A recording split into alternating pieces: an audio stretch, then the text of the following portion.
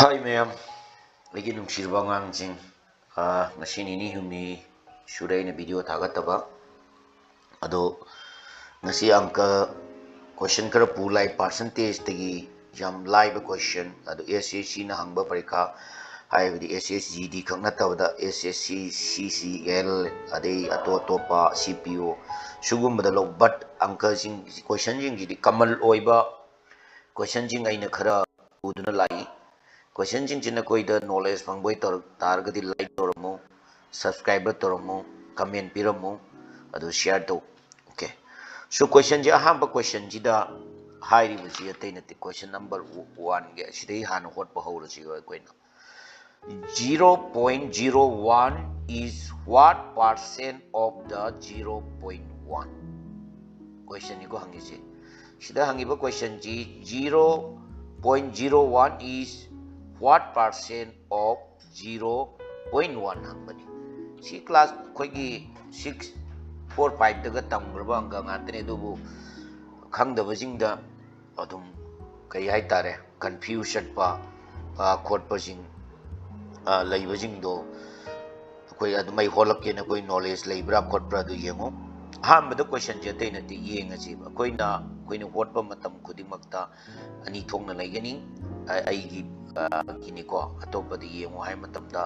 first da koi percentage puthok paji sumaina question je dum kangu ko koi gi ani thongna laini percent kai hai tare I basi adu I basi ano tore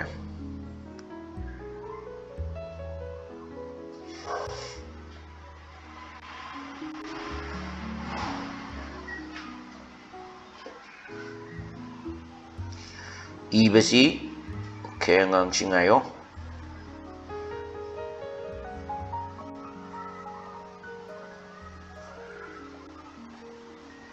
okay percentage ke koi ki formula khadal formula jle duno yana reminder to darkar roi percentage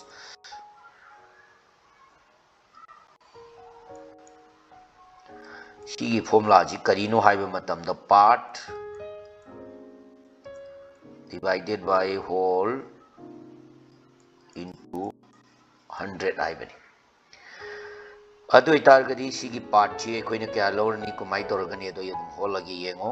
ahambada part sumain lorasi sigi 0.01 divided by of sigi matungi du toro 0.1 masagi 100 laijare ko adu iba targadi masagi 100 laire mataki 100 si into toksalo kya tare adu targadi 1 tarani 100 achi ani ji into tok targadi kya tare 1 tare makhada kya leroni 0.1 so adu tadi 0 ji mangan ge ai tadi mathakta kya na ikoina into torani 10 na adu tadi 1 into 10 makhagi sidi kaya tare 1 adum lejarani point ji mangrani 1 dudi thamdrasu yare adu tadi matak chi into tok tadi 10% sini question number 1 ji chumme sini angang jing ekoina second kharada hot pe yai angka jing ji next question ji mu yeng ji ko atopa question ji de ju samane hangi ba jing ji kumai to bono do koi nei na si ju samane 65 kg is what percent of the 2 kg haibani ko asida jo koi chamane sijenagani question ji gi matung ina koina sijenerni komaina formula ayu jai to percentage kya ba part whole into 100 sini adu itargadi kaidogi na badamda ngasai gi ahambada koina khangadabadi angang jing na koina khangadabadi apik purom da na ondaro asagi angka do hot pan nuai ba si gram ni sidani kg ni adu targadi 1 kg da 1 kg da 1 kg ama haibiji 1 kg ama haibiji gram kyano 1000 gram ni ko si kaw adu tadi 2 kg gi hai targadi ग्राम क्या लानी 2 into 1000 दी 2000 ग्राम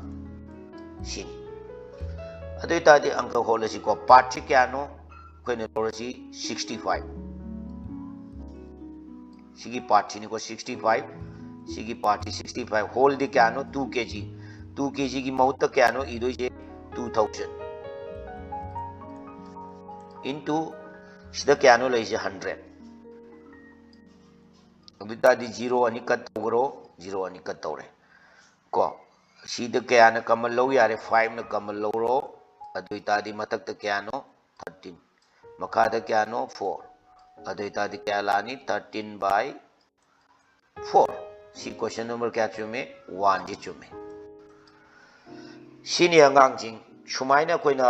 ग्राम द पिरंबा KG द पिरंबा unit चिंगे कोइना अपिक पुरोम यूनिट टू द हान वंडर ग होट कदबनी सुमाइना अंक जिंग जे हंगे सीजू एसएससी ने लोबा कमीशन लोबा जिंग द हंगबा क्वेश्चन गातनी 2008 नेक्स्ट अमा मुगियंगसी अतोपा अमा गमु येंगजी सिदा सिजु साब मनना ngसाइगी होलजी सिजु साब मनना कैदोगे ना हाइम मतमदा अखोइना होलजे अदु साब मने परसेंटेज आई नो जाइगदो equal to part whole into 100 सिगी क्वेश्चन जी मने what percentage of the 3.5 kg is gram हाइबनी जो असे ऑफ का इज के जी मनिंग ममा ओना बनी ममांग द पी गिबदो अइना हाइ गिबदो केजी जी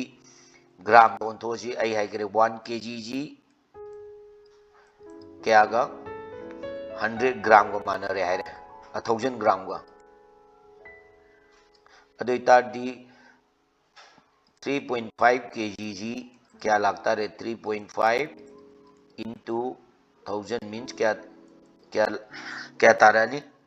अनि जी into तौतार गति 3500 ने ग्राम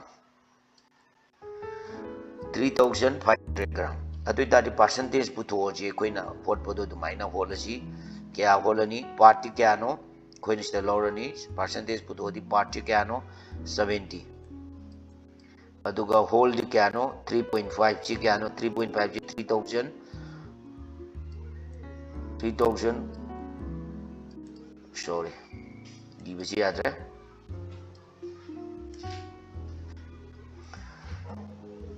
सिदा मोन इगे पार्ट ची क्या बा उसे कोई ना हाइना बतो पार्ट ची याद्रे पार्ट ची क्या नो 70 होल जे क्या नो 3500 into 100 अदोई तारगदी जी कट तौरसी 100 अनि जी कट तौरे 0 अनि जी कट तौरो 0 अनि जी कट तौरगदी क्या ले मौरे सिदैदा 70 by 35 ने 70 दे कट तौरगदी 2 अदोई तादी 2% सिने अंगांग जिंग कैदोगे नाम तमदा सुमाइना अंक जी सादोगा क्वेश्चन जिंग जी होटपनी 2% नि परसेंटेज की गातने ने ngasi पोरैबा अंक जिंग जी मकोई की याम तोइने एसएससी की परीक्षा दा हंगबा मसा मसु गातनी को second अतोपा momo Young different ओइबा momo Young जे सिदमो हंगे सिजुनी आइना पोरैबा जिंग जी दं खंगबदा नोय एसएससी सीआईएफ की कांस्टेबल जीडी 2011 दा हंगिने 1/3 of the 1206 is value of what percent of 134 हाइबनी 1/3 of the 1206 is what percent of the 134 की परसेंटेज ये हंगबनी 1/3 हाइबजी कुमाइना नो हाइबदो नोइ नहाना खंगदबनी 1/3 हाइबजी 1/3 हाइबनी अदु इतादी 1/3 of the 1206 हाइबजी कुमाइना इगदगे नाइम तमदा सीजीगी मतेक C कुमाइना इगदगे नाइम तमदा 1/3 the 1/3 into of into on to 1206 अदु इतारगदी 3 ना 1206 ता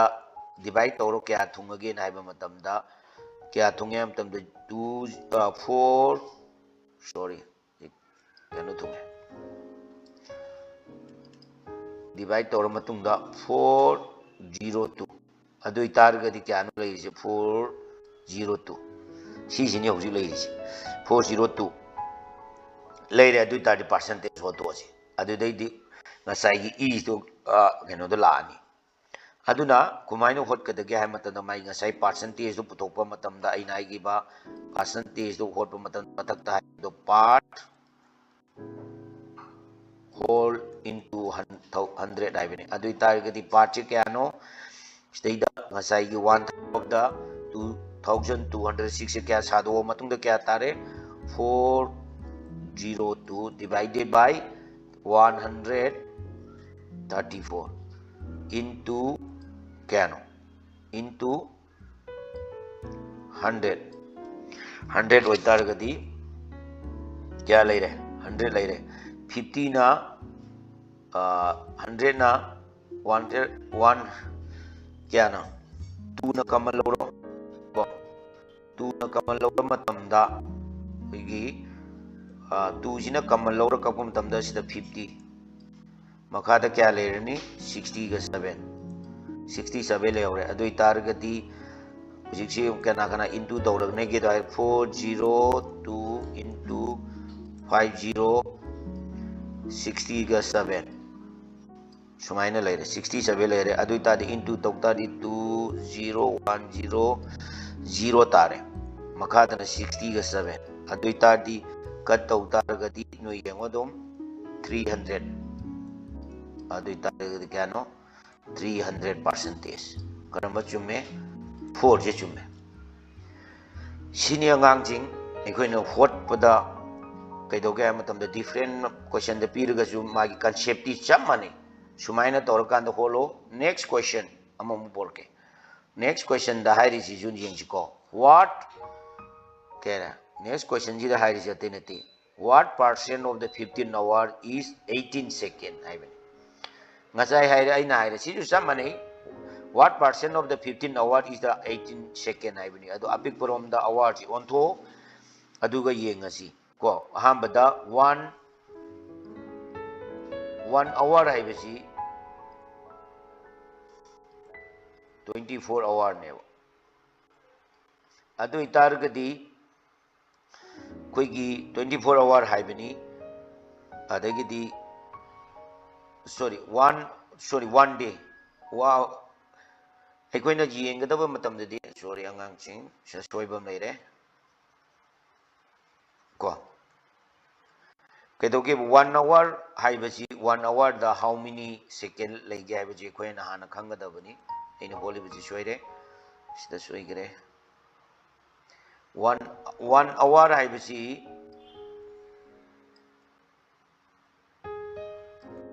1 hour haibasi kya gaiba 36,600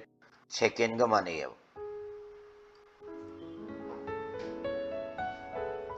adu targeti 15 hour gi di kumai torne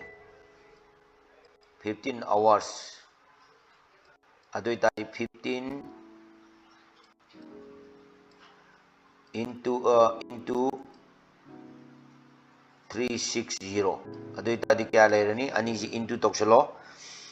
kya second kya lani 54,000 second lane sini amuka lagke 1 hour da 3,600 second layaba adu tadi 15 hour da 15 into 3,600 adu tadi ani ji into tawtadi 54,000 second layaba adu maina ngasai percent putoke nai targadi ekoina e haire part ta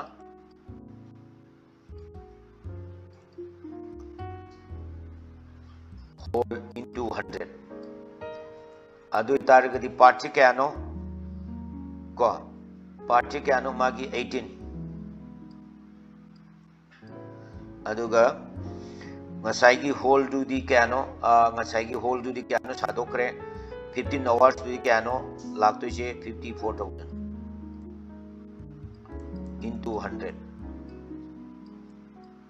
into 100 adi si 0 ani cut togro 100 ni ko ibe yadre 0 ani cut togro adu tadi matak ta kya laroni 18 makada kya leorani 540 540 leorani 18 na 540 da cut tok tar gadi kya no 30 adai tadi 1 by 30% sigi 4 sini chumi sini angang jing na koi da